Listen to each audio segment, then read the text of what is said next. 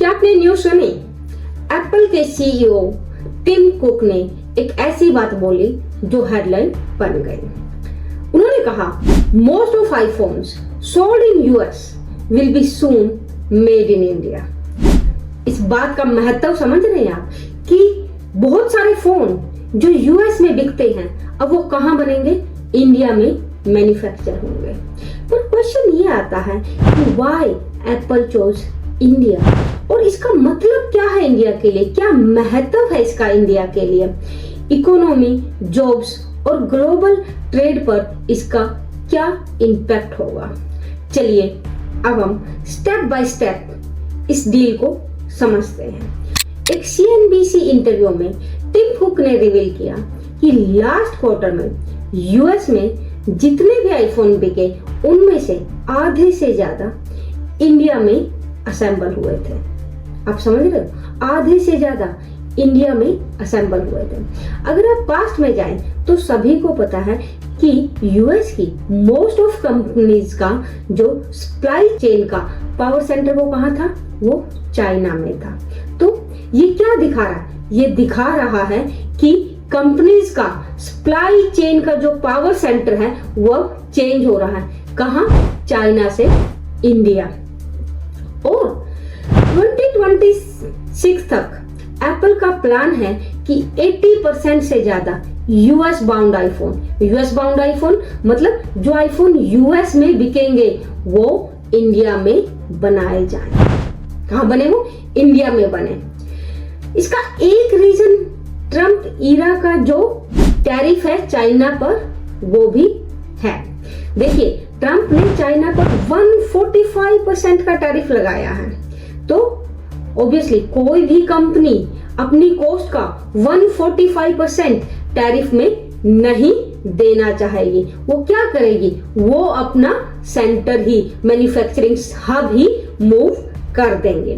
तो एप्पल ने इंडिया को ही क्यों चुना? सिर्फ कॉस्ट का सवाल नहीं है, ये है कॉस्ट वर्सेस स्ट्रेटेजी का गेम।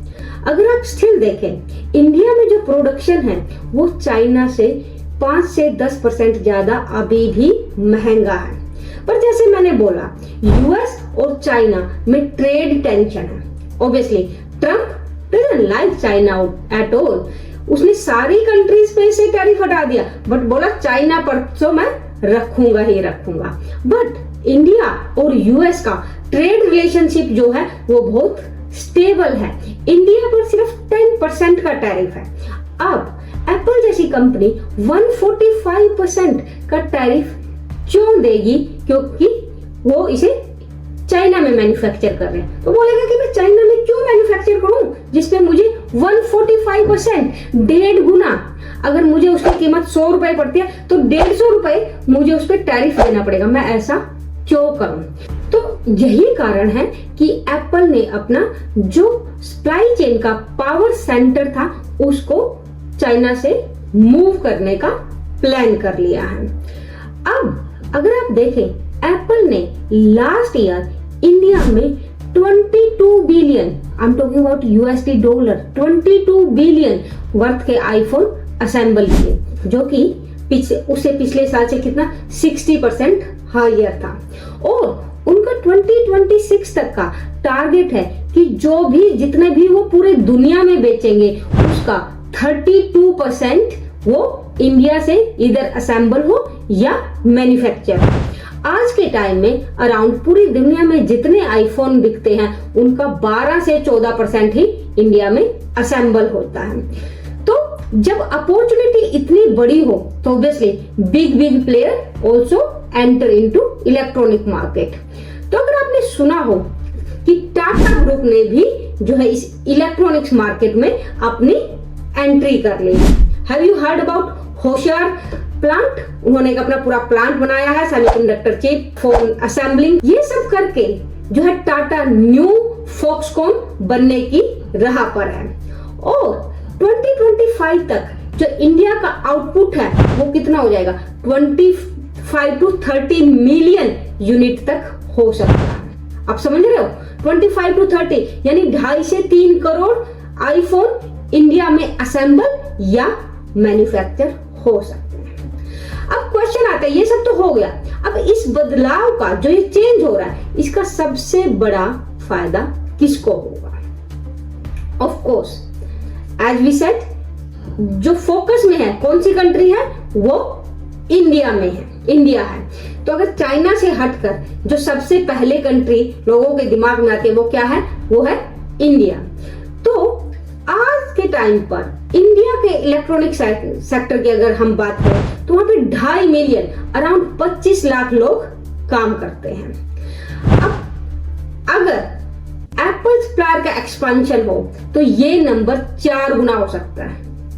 अगर एप्पल अपने असेंबलिंग, मैन्युफैक्चरिंग, सप्लाई इंडिया में शिफ्ट कर ले तो 4 गुना, यानी 25 लाख से सीधा कितना हो सकता है, 1 करोड़, लाइक 75 लाख लोग, 75 लाख लोगों को ज्यादा एम्प्लॉयमेंट मिल सकता है। तो वो सबसे बड़ा, और जब एम्प्लॉयमेंट आता है तो ऑब्वियसली उस देश में प्रॉस्पेरिटी आती है। सबसे इंपॉर्टेंट होता है किसी भी कंट्री के लिए एम्प्लॉयमेंट जनरेट करना, सस्टेनेबल एम्प्लॉयमेंट जनरेट करना। सेकेंडली, जो लोकल मैन्युफैक्चरिंग वैल्यू है वो भी 30% से बढ़कर 70% हो जाएगी। लोकल मैन्युफैक्चरिंग वैल्यू का क्या मतलब है? देखिए, हम जब असेंबल करते हैं तो मोस्ट ऑफ प्रोडक्ट हम इंपोर्ट करते हैं, पर अगर हम वो प्रोडक्ट मैन्युफैक्चर भी करने लगे तो जो 70% पार्ट है उस प्रोडक्ट का वो हमारे ही देश में हो तो उसकी हम कहते हैं कि उसकी मैन्युफैक्चरिंग वैल्यू क्या है, बढ़ गई है। तो क्या होगा इससे ये होगा कि हमारा देश आईफोन मैन्युफैक्चरिंग का हब बन जाएगा, एम्प्लॉयमेंट बढ़ जाएगी, मैन्युफैक्चरिंग जो कैपेसिटी है वो देश की ज्यादा हो जाएगी। तो क्या यूएस टैरिफ इंडिया के लिए एक फायदे की डील है? देखिए, है तो, बट उसमें भी एक ट्विस्ट है। टैरिफ ने एप्पल को चाइना से शिफ्ट करने पे तो मजबूर किया, जिससे इंडिया को मिल गया अराउंड 34 बिलियन से ज्यादा का प्रोडक्शन बूस्ट बाय 2027। या that's a very good thing. 34 billion का production boost, it's huge for Indian manufacturing. पर अभी भी अगर आप देखो, जो इंडिया का सप्लाई चेन की डेप्थ है वो चाइना जितनी नहीं है। आज भी हमारे मैन्युफैक्चरिंग कॉस्ट वो चाइना से 5 से 10% ज्यादा ही है। आज भी हम बहुत सारे कंपोनेंट्स को इंपोर्ट करते हैं। तो हमारे पास एक अपॉर्चुनिटी है, when there is money comes there is opportunity comes, कि हम अपने मैन्युफैक्चरिंग सेक्टर का लेवल बढ़ाएं। अगर आप 2025 का बजट देखें, इसमें बैटरी मटेरियल पे ड्यूटी कम की है, जिससे क्या होगा, इलेक्ट्रॉनिक सेक्टर को बूस्ट मिलेगा और हम अज्यूम कर रहे हैं कि ये अगले आने वाले कुछ सालों में 200 बिलियन तक पहुंच जाएगा। अब देखिए, बॉटम लाइन सिंपल है, एप्पल के लिए it's a smart move. Tariff से बचा, इंडिया के बूमिंग मार्केट को भी टैप किया, ना टैरिफ देना पड़ेगा, इंडिया की मार्केट, अगर कुछ चीज इंडिया में मैन्युफैक्चर होगी तो इंडिया में सेल करना भी आसान होगा। इंडियन की पूरी मार्केट को टैप कर लिया। अब इसमें इंडिया के लिए क्या है? ऑब्वियसली इंडिया के लिए भी बहुत बेनिफिट है, बहुत सारा एम्प्लॉयमेंट जनरेट होगा, इंडिया को एक नया मैन्युफैक्चरिंग हब बन जाएगा जो चाइना को रिप्लेस करेगा। तो obviously it's a win win for India and US. Hopefully आपको ये वीडियो इंसाइटफुल लगा हो। अगर ऐसा है तो प्लीज शेयर एंड सब्सक्राइब करना मत भूलिए, और कमेंट में बताइए क्या आप प्राउड फील करते हो मेड इन इंडिया आईफोन देखकर। सी यू इन नेक्स्ट वीडियो। जय हिंद, थैंक यू।